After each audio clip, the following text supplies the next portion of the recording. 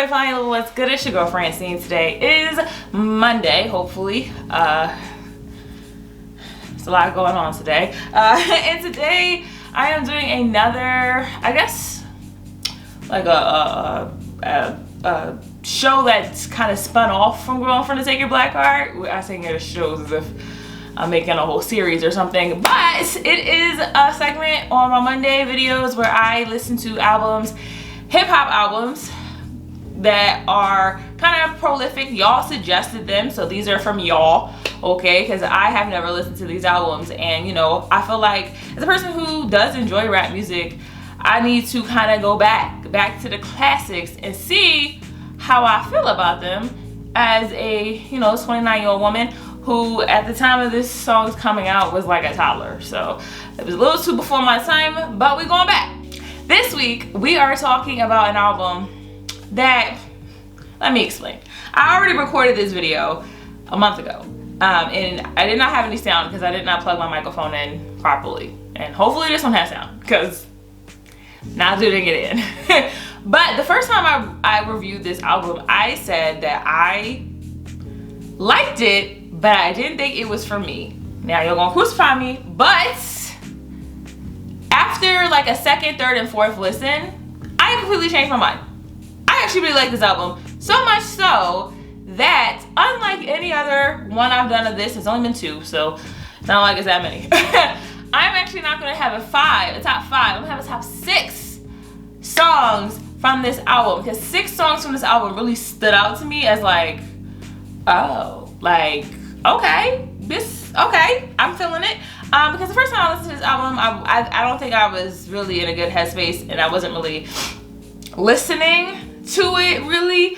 And I think once I started sitting down and listening to the words, even though, you know, I ain't about that life whatsoever, I definitely felt like I could feel those words, I could get the story that these songs were portraying, and I really enjoyed it. So let's get into it. Okay, so I just realized I did not say what the name of the album is. I'm listening to The Infamous by Mobb Deep. Let me put that out there. So this is my review or reaction, I guess, to that album. So the first song that I really liked was Survival of the Fittest. Now, in the beginning of this album, there is Start of Your Ending, which is a good beginning song of the album. Like, I think it's a very good song to kind of get you into what this album is about, okay? And to really like start it off. But Survival of the Fittest was the first song where I was like, ooh, okay. And even the first time I listened to this album, I was like, okay, I really like this song. So this song is really kind of about what it says, survival of the fittest. It's like, you know, you grow up in the hood, you in this hood stuff, and you got to make sure that you are the top, like the person that gets them first, pretty much. And the lyrics that kind of stood out to me, because I'm not gonna put as much songs in my reviews anymore, because copyright said, sis, I don't care about fair use, I'm still copyright claim you. So I'm gonna try to put those snippets, but I'm also going to read the lyrics to you and put the lyrics on the screen so you can see the lyrics that I kind of resonated with. So the first lyrics that really sat with me was in the first verse of the song, and it goes like this. I'm going out blasting, taking my enemies with me, and if not they scarred, so they will never forget me. Lord forgive me, the Henny got me not knowing how to act. I'm falling and I can't turn back. First of all, Henny, we've all been here, okay? Now I ain't never shot nobody on a Henny, but you know, thankfully God sees things and forgets, okay? So I feel this lyric on a personal level, and I actually also like the chorus. We're living this till the day that we die. Survival of the fittest, only the strong survive. Again, it is essentially saying we about this life till we die, and we ain't gonna die because we the fittest ones, we the best ones. And you know, this whole album, because like I said, I've done 3 albums already. This whole album was the only, I think so far, the only album where it was all the songs were like, don't come for me, because you ain't about that life. I'm about that life, but you ain't about that life. And I was like, okay, I get it. I'm not. Because they was going hard. And I'm going to say at the end kind of my feelings about the other songs that are not on my top 6. But all of them are good. But this one was the first one that stood out to me. Next song. So the next song that really stuck out to me was actually the next song on this on the album, which is Eye for an Eye, Your Beef is Mine. Now, I did a little research on this song and found out that this song was apparently about Memphis Bleek. Now, I know who Memphis Bleek is. I don't think, I might do him because I don't think I really listened to any of his albums either. Look, I'm bad, okay? I'm really bad. But this song was apparently about Memphis Bleek. Apparently Memphis Bleek had beef with Nas, who was also in this album, in this song. And they was like, yo, your beef is mine. We got beef with boy too. So let's go ahead and put this rhyme down. And Nas is in the song and Raekwon is in the song from Wu-Tang Clan. So pretty much every album I've done so far is sprinkled in this song. So let's see. Let's get into the lyrics that really resonated with me. So the first thing that popped out was the chorus, right? As time goes by, an eye for an eye, we're in this together, son, your beef is mine. So long as the sun shines, the lights in the sky, we in this together, son, the beef is mine. Which, I feel that. I feel the brotherhood. Like, you know, we in this together, bro. Let's do it.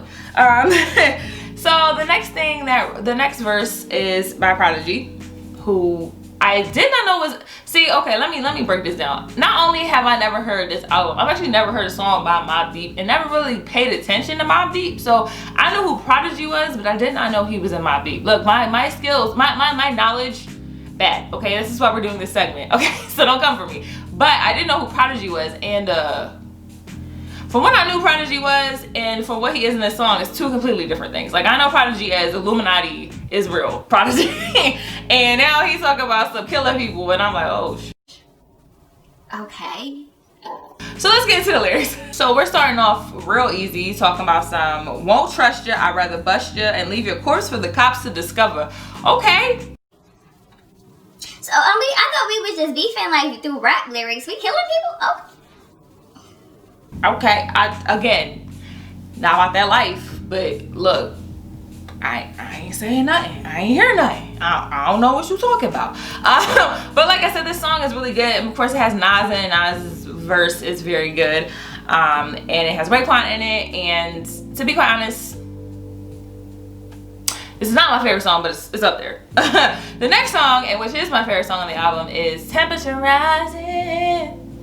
And the temperature's rising. This is the only song on this album that actually has like an R&B beat to it, like an R&B like part to it. And I like that part. And I also like this song mainly because this song was my favorite song mainly because when I first heard the lyrics, it was the first time I was like, ooh. The lyrics that made me go like, oh. Let me read it for you. They probably got this phone's tapped, so I won't speak long. Give me a second. Give me a hot second and I'ma put you on. It's all messed up. Somebody snitching on the crew. And word on the streets, they got pictures of you. I was like, oh. Shit, okay. What's going on? They snitching. Who's snitching? We gotta figure out who's snitching. That's kind of what the song is about. That the temperature's rising, the cops is coming through, somebody's talking. We gotta figure out what's going on. We gotta hide some stuff so some people don't get arrested. Another verse in this song that I really liked was when they were talking about how the cops was gonna start booking people just off of principle because they wanted to blame it on somebody, and I was like, I feel that because that happens all the time. And I really like the song mainly because it wasn't completely violent, which again, not my life, but I get it. But it also is like telling a story of like, yo, we getting caught up, so we gotta figure out how to get this out, because we need to figure out how we can make sure you don't go to jail, I don't go to jail, we don't go to jail, because we gotta get out, okay? And I like that. And I also like the temperature's rising, and all the temperature's rising. I don't know why, but I really like that part. Next song. The song that I really liked was Cradle to the Grave, right? This song is kind of the complete, like, this is what happens when you bop that life kind of story, where it's like, yo, I'm not sweet, I will shoot somebody, but I'm prepared to also be shot myself, so what's good? And that's kind of why I like this song, because it wasn't just like, I'm a realist, I'm gonna get away with this. It was like, yo, I know this life can lead to me dying, and I'm very much aware of that being the thing, and I'm fine with it. And I was like, I mean, if you good with it, I'm good with it. Sure. Cool. And you know, I really like this part. This was one of the songs that I actually liked in the beginning as well, because I was like, you know, the consequences of this life, people want to make it seem like it's just glam and, you know, we got that hood stuff and we gonna shoot people, but you gotta realize, like, you could die. Okay? Like, you can die in this. And I like the idea that they were very much aware and they really didn't care. Because one part he said, you know, Queens is a nice place to die. I'm fine with that. Like, I want to die in Queens. And I'm like, okay, shoot, that's what you want to do. That's on you. So I really like this song. The next song, which I also very much like the first time I listened to this album, is Drink the Pain Away. Because I can relate to this. Hi relations. I can relate to this one. Hello. I'm all about that hood life, but that drinking life be here. No, but seriously, I really like this song mainly because I like the wordplay. I like the idea that they were saying these you know, these drinks like they were actual people, right? So he was like, you know, I used to get down with E and J, now I got Tanqueray. She introduced me to her cousin, Gold, first name, last name English, first name Old. Like, I was like, okay, I like that. And then we got Q-Tip on there. I ain't got know how much I love me some Q-Tip. Even though I haven't even done Tribe Called Quest yet. I haven't done it yet. I love me some Q-Tip. So he was talking about clothes. He wasn't talking about drinks. And I read Rap Genius, thank you, that, you know, when Prodigy first heard Q-Tip's verse, he was kind of like, we're not on the same level we on. We're talking about drinks, you're talking about clothes. But eventually down the line, he started to get it and he started to like this verse. And I like it personally. And so I like this one because it wasn't at all about hood life. I mean, kind of still, but like, it wasn't as violent and it wasn't as thug life. So I was like, okay, I can relate to this one. I can vibe with this one. Okay, cool. So the next song and the last song, which is the 6th song, and I've heard of this song, but I've never heard this song, is Shook Ones. Obviously, like, how I couldn't do this list without putting Shook Ones on here. And when I listened to this album the second time, I realized that these 5 songs had already been on my list, and I was like, oh, because honestly, this could be every song on this album, and like I said, I'm gonna get to that part. But Shook Ones is a very good song, and I get why it was the most popular song from this album, because kind of like Survival of the Fittest, it had this kind of like, yo, don't act like you about this life if you not.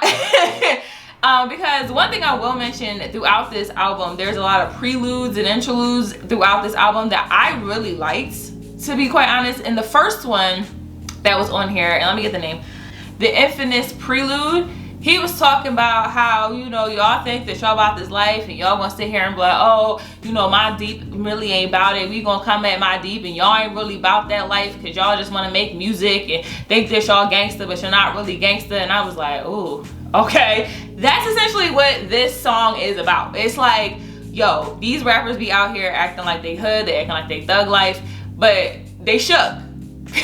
They shook when stuff go down. They shook when we about to really be about that life, and they ain't really about it. They just rapping about it. So I liked this song because I think that it was kind of a good wrap up. I thought it was gonna be the last song on the album, but then the last song on the album, in my opinion, is also a good last song on the album, which is Party's Over, which has Big Noid in it, and I just liked it because I like that vibe. And that now officially is 7 songs. But to be quite honest, I like this whole album. One thing that I will say about this album in comparison to the other albums I've done, like with the Wu-Tang Clan, they have what, like 6 people in there, and they kind of all have different flows, so that kind of makes the album different. Like, there's not a universal sound because you have like Shame on a, which has ODB rapping his style. You got Method Man, which of course is Method Man rapping his style. Wu-Tang Clan None to F with is kind of the, like, you know, Tiger style type flow, and that's completely different from something like Cream, which is more like down to earth. But then you have Nas, who has his own flow, but he had different kinds of beats over those flows. So he had samples, he had you know, different like kind of chill beats.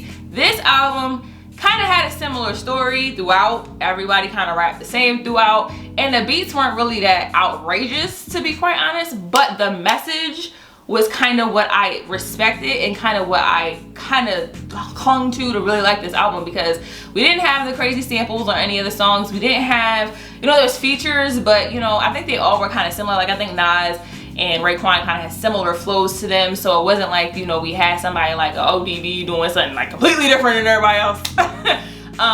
But you know, it was definitely still a cohesive album that didn't bore me, which was the good part, because I thought, like, you know, the first time I listened to it, like I said, I was just listening to it and it was kind of like, I like these songs, but like they weren't really resonating me because I wasn't listening to the message of the song. So once I started sitting down and listening to the words, I was like, oh, I kind of like this. I got it. But yeah, that is my review of The Infamous by Mobb Deep. If you have any comments, I'm sure some people will. Put them in the comment section if you have any more suggestions. For this segment, I have a billion suggestions, but I still will take more. I'm 100% sure I probably never heard of them, because every suggestion I got so far, besides like 2, I never heard of them, but never heard any of the albums. So put them in the comment section. If you like this video, please hit that like button. If you haven't subscribed already and you want to subscribe for more content like this will be continuously coming to you, so don't be scared. Go ahead and hit that subscribe button, okay? I know I'm kind of weird, but you know, it says awkward black nerd in the title. Like, this is my aesthetic, you know, it ain't that bad. With that being said, I will see y'all tomorrow. Bye.